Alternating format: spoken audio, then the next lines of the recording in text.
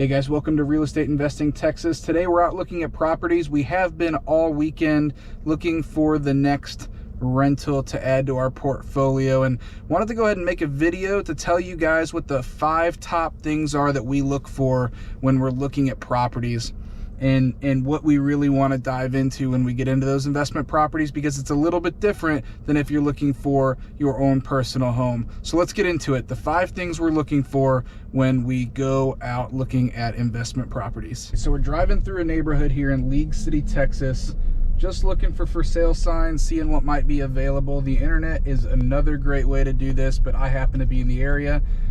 And let's talk about the first thing we look for. Location, location, location.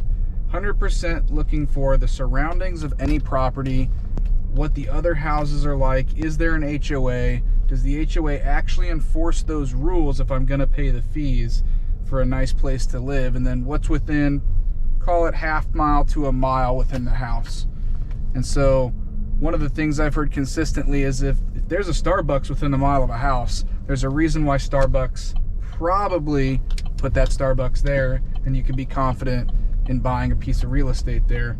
So that's what we're looking for in this neighborhood today. We're just checking out the surrounding area, seeing what's selling, and how many for sale signs are out, and then we'll go back and look up those addresses when I get a little bit more time later on. So that's it. First tip number 1 is location, location, location. All right, tip number 2. Leave the emotion at the door. It doesn't matter what you like. It doesn't matter what your wife likes.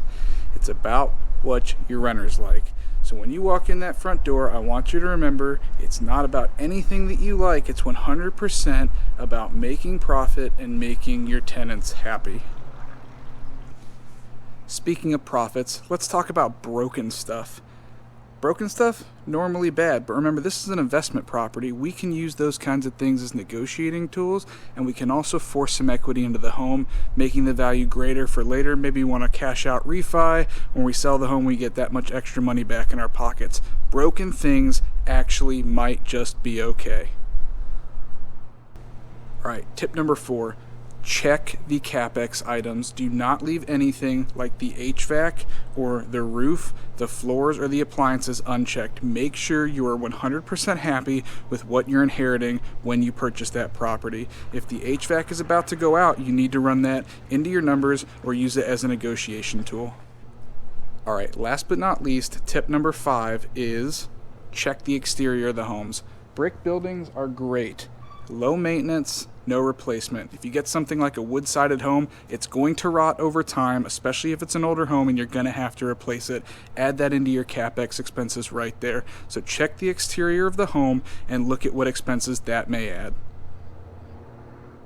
So there you go. My 5 tips for checking and doing a walkthrough in an investment property. Making sure you cover all your bases so that when you finally put that offer in, you can be confident in exactly what you're purchasing, and you know exactly what the home, condo, townhouse, whatever kind of property it is, you know exactly what you're getting when you buy.